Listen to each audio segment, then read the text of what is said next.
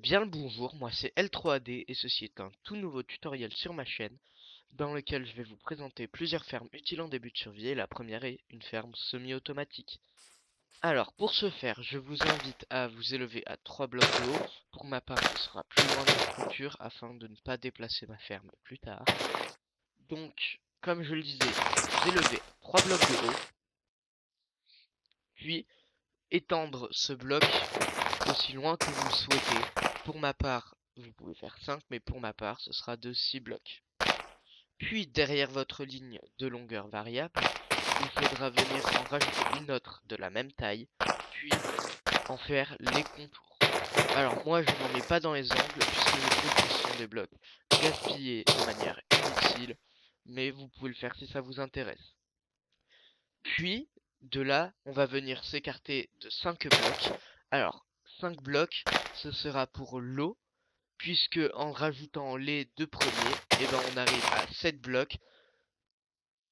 Et l'eau, ça arrête de s'étendre à partir de 8 blocs. C'est pour ça qu'on va venir en mettre 6 de plus pour arriver donc 5 de plus, pardon, pour arriver à 7 blocs. Et donc faire en sorte qu'elle puisse redescendre d'un étage. Bien évidemment, j'ai choisi 3 blocs, mais vous pouvez en faire bien plus selon le nombre d'étages que vous souhaitez faire. Puis, on va tout de suite le faire. On va venir à la fin, au tout dernier bloc, laisser un trou entouré pour venir y rajouter de l'eau pour que les blocs du bas soient quand même irrigués. Donc, on va venir récupérer l'eau, voilà. Et de cette ligne que j'ai faite, on va tout simplement venir la reboucher. Comme ça ne se voit même pas. Et en plus, on peut passer à l'étage suivant. Donc, maintenant, on va en rajouter donc 6 blocs après avoir fait ces contours-là. Tout simplement. Puis à l'étage en dessous, commencer également les contours de l'autre côté aussi. Faites attention à ne pas détruire les blocs, puisque comme vous le voyez, si on les détruit, tout simplement l'eau ressort. Donc comme je disais, on va venir rajouter 6 blocs, même si là vous pouvez faire 7 si vous voulez, puisque moi c'est le dernier étage, mais pour l'exemple, je vais venir en rajouter 6, comme ça, en rajoutant 6 blocs à chaque fois, vous pouvez agrandir autant que vous souhaitez la ferme. Donc, arrivé au bout, il va falloir laisser élever les blocs pour faire un rempart. Et ici, on va venir déposer notre coffre qui sera alimenté par les ressources qu'on laissera tomber grâce à des entonnoirs. Alors, pour poser les entonnoirs, il faudra réellement pointer les endroits que j'indique, sinon ça fonctionnera pas. Et pour après, on va venir prendre un piston, un répéteur, de la redstone, un levier, ou bien si vous ne voulez pas de levier, vous pouvez prendre un bouton, mais il faudra alors également une torche en redstone. C'est au choix, soit un levier, soit le bouton et la torche. Donc, ensuite, on va venir placer le coffre, puis derrière le coffre, tout en pointant le coffre et sautant en se mettant en sneak, c'est-à-dire s'accroupir, on va venir pointer 2 fois le coffre. Et on va répéter de cette manière sur les entonnoirs 7 fois. Puis on va reculer de chaque côté en cliquant à chaque fois sur les entonnoirs.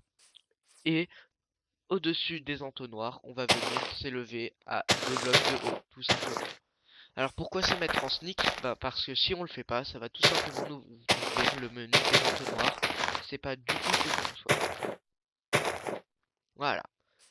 Ça, c'est fini pour le moment. On n'en a plus besoin. On va maintenant venir s'occuper du système juste en dessous pour les pistons. Alors on va venir prendre la deuxième ligne juste la plus basse et la deuxième en longueur, tout simplement parce que avant il faudra mettre l'eau et que après ce sont nos côtés. Alors on peut venir les détruire en dessous, mais attention à ne pas faire comme moi et détruire un piston sans le vouloir, puisqu'il faudra bien évidemment le replacer après. Puis on va venir placer un bloc de terre sur deux et de chaque côté pour là où il y a du vide. Puis de chaque bloc, on va venir faire cette forme afin d'alimenter les pistons, tout simplement.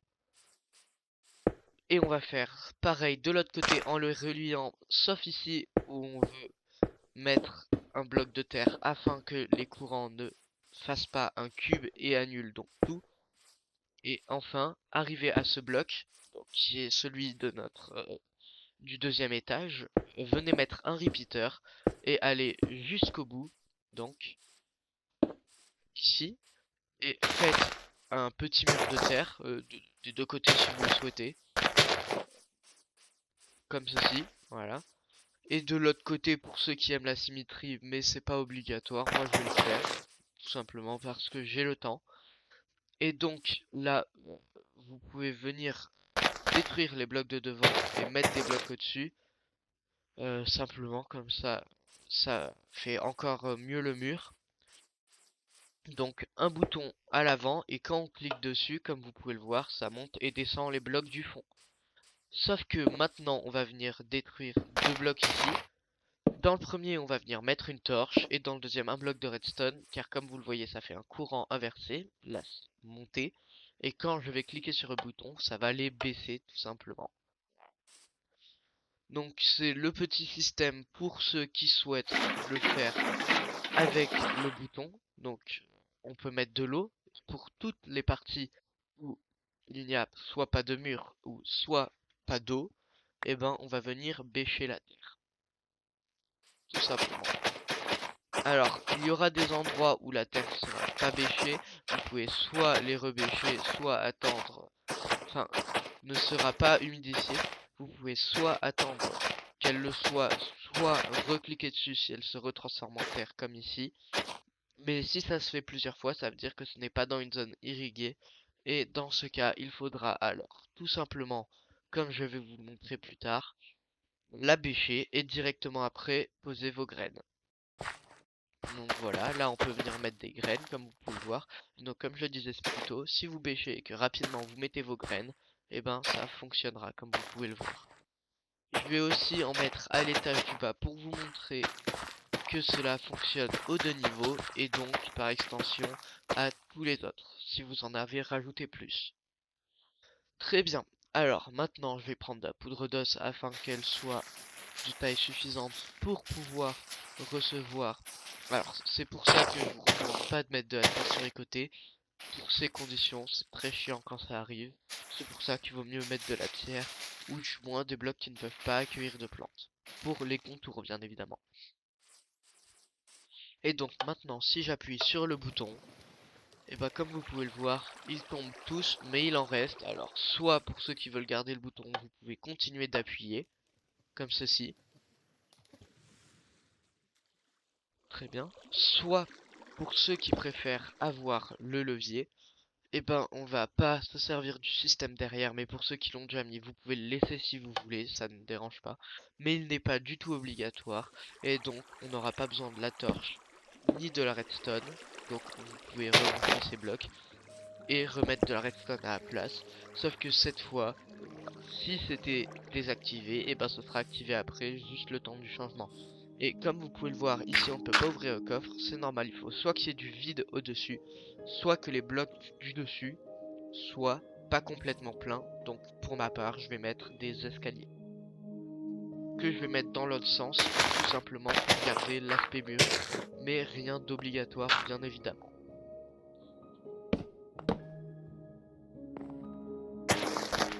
Voilà, donc comme vous pouvez le voir, maintenant si je viens de casser ces blocs, et ben on peut quand même ouvrir le coffre.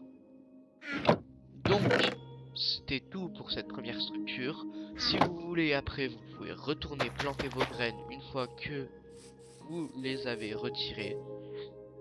Maintenant, je vous propose tout simplement de passer au deuxième. Très bien, donc pour ce deuxième, je compte faire une ferme à poulets qui est très facile à faire en début de survie. Le seul bloc qui sera compliqué à avoir sera de la lave peut-être. Donc vous allez récupérer votre coffre ainsi que votre entonnoir pour pouvoir venir dropper les items dedans, tout simplement. Et une dalle, alors pas en bois, mais plutôt en pierre, parce que sinon elle va brûler à cause de la lave. Donc vous posez votre dalle Puis, au derrière de la dalle, vous allez venir déposer non pas un dropper, mais un dispenser. Alors pourquoi un dispenser? Puisqu'il va lancer les blocs et que le dropper, lui, ne fera que les jeter. Donc, faut venir le poser dans ce sens, puisque dans les autres sens, ça le jettera dans la mauvaise direction. Donc si vous trouvez cela compliqué, posez d'abord le dispenser, le dropper, pardon, non, dispenser, puis après la dalle.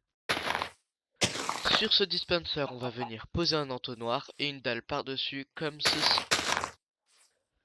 On va ensuite venir faire des contours sur tous les côtés comme moi, afin de pouvoir contenir les poulets. Bien évidemment, je vais en remplacer certains par du vert pour un peu plus d'esthétique. Donc les deux du devant, ceux-là, ainsi que les deux en diagonale au-dessus, comme ceci, pour voir les poulets adultes qui vont pondre et les enfants. Alors, ensuite, on va venir récupérer les œufs d'apparition, enfin pour les personnes en créatif, mais tout d'abord, il faut poser la lave. Ensuite, donc comme je le disais, on va venir récupérer les œufs d'apparition, ainsi que des œufs que je ferai pour l'exemple. Mais si vous n'avez pas d'œufs d'apparition, essayez de ramener les poulets tant bien que mal dans le haut, dans la partie haute. Je suis désolé pour vous. Donc voilà, l'œuf d'apparition et les œufs tout simplement qui sont ici. Voilà, je vais en prendre 16. Voilà. Et donc tout simplement, il faut venir poser donc. Alors, ici, il faut, oui, effectivement, faire un système en redstone, j'avais oublié de vous le montrer. Il faut donc un comparateur, un repeater et de la redstone, tout simplement, rien de plus. Le comparateur qui va permettre de savoir si le bloc reçoit ou non des blocs. Le repeater pour lancer le courant et ensuite la redstone qui ne passe pas à côté du comparateur, sinon ça va faire un bug dans le système qui ne servira à rien, tout simplement.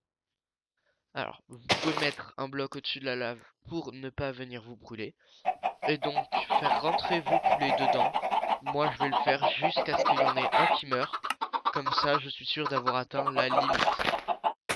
Vous pouvez ensuite fermer par-dessus pour ne pas qu'il meure non plus. Alors, il y a des enfants dedans, mais c'est pas grave, ils grandiront plus tard et feront des œufs, donc on peut les voir ici. Et alors, il faut pas venir les mettre à l'intérieur du hopper, pardon, du dropper, mais plutôt de l'entonnoir, sinon ça va faire un autre bug dans le système. Comme vous pouvez le voir, il y a un petit qui est apparu, et si on avance le temps, il y en aura d'autres qui apparaîtront, et celui-ci qui mourra et qui fera de la viande grillée. Alors des fois ça arrive qu'elle ne grille pas, mais c'est pas grave, et qui fera donc de la viande grillée à l'intérieur du coffre. Donc voilà, comme vous pouvez le voir, j'ai avancé le temps. Il y a un poulet ici. Voilà. Il y a plus d'œufs dedans. Et si je viens ici, et ben on a notre poulet qui malheureusement n'a pas été grillé cette fois. Très bien, alors maintenant on peut passer à la troisième ferme qui sera les fours automatiques. Alors, ce sera pas exactement un four automatique, mais plutôt semi-automatique, puisque en début de survie, il est plutôt difficile de faire des minecarts pour rien. C'est pour ça qu'on se servira plutôt de levier et de coffres pour actionner ou non le système. Donc on va venir placer deux coffres à l'avant, puis derrière des entonnoirs, et par-dessus ceci, nos deux fours, donc, ou alors plus pour ceux qui souhaitent faire plus, mais alors il faudra adapter le système en fonction d'eux, mais étant donné qu'il n'est pas très dur, j'imagine que vous y arriverez facilement. Donc, à l'arrière de ces fours, on va venir poser donc deux entonnoirs avec des coffres par-dessus. Alors, pourquoi à l'arrière? Puisque quand on ouvre le four, et ben ça nous mettra pour le carburant et non le combustible. Enfin, et ce sera ce qui est utilisé, en gros, pour ceux qui n'ont pas compris, comme le charbon, alors que celui du dessus, ce sera la nourriture. On va mettre ensuite deux entonnoirs sur le dessus et un coffre et deux leviers sur les fours qui permettront d'actionner ou non le système qui envoie la viande dans les coffres. Et je vous recommande de, pour la dernière viande, la garder dans le four puisque elle fait aussi office de ferme à XP, enfin légèrement. C'est-à-dire que toute la viande que vous avez récupérée, s'il en reste une dans le four, pardon, eh ben, fera aussi office d'XP pour ceux qui sont allés dans le coffre, alors que si elles vont toutes dans le coffre, eh ben, vous ne récupérerez malheureusement pas d'XP. C'est pourquoi je recommande de bloquer le système juste à la fin. Comme ça, vous n'avez plus rien d'autre à faire. Et si vous avez cuit par exemple plus de 64 steaks par four, moi ce sera pile 64 steaks, pardon, j'ai du mal à parler. Et ben, ce sera donc bon, mais pour ceux qui en cuisent plus, et ben à la fin, je vous recommande donc d'activer le système. Et pour mon exemple, je vais prendre des blocs de charbon puisque, à mon goût, c'est ce qui est le plus utile pour cuire les la nourriture. Cependant, il en faut beaucoup, c'est pour ça que c'est peu utile. Donc si on ouvre, comme vous pouvez le voir, tous les blocs vont à leur place et si on met au-dessus également. Et donc là, les fours commencent à être remplis. Donc si on va sur le premier, comme vous pouvez le voir, lorsqu'il aura cuit, il ira tout droit dans le coffre. Voilà, on l'a même pas vu. Alors que si on le bloque, eh ben tout simplement, celui-ci va rester dans le four. Donc c'est ce que je vous recommande de faire juste à la fin. Et là, si on réouvre, comme vous pouvez le voir, il est tombé. Et on a déjà 4 steaks de cuit. Et comme vous pouvez le voir, le chiffre monte rapidement. Très bien. Alors, une fois que vous avez terminé ceci, eh ben vous n'avez plus qu'à attendre que tout cuise. Moi, je vais donc avancer le temps de 60 secondes. Comme ça, vous aurez moins à attendre. Là, ça devrait être bon normalement. Et donc, comme vous pouvez le voir, on en a déjà 22 qui ont été cuits. Et le reste qui est encore en train d'être cuit. Donc, on va venir bloquer les fours.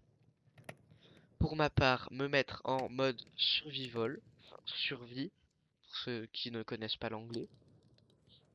Et donc j'ai 4 niveaux d'expérience, je ne sais même pas comment, mais si je le récupère, et ben ça montera plus que ce que je devrais normalement monter, comme vous pouvez le voir. Alors que normalement j'aurais eu encore moins d'XP. Donc c'était tout pour cette troisième ferme semi-automatique. Sur ce, je vous propose de voir la dernière qui sera une ferme à faire. Alors pour ceux qui suivent ma chaîne, ils me diront: ah mais t'es stupide, tu as déjà fait. C'est normal. Elle se trouve en haut à droite et la miniature à ma gauche. C'était L3D. À très vite et merci de m'avoir regardé.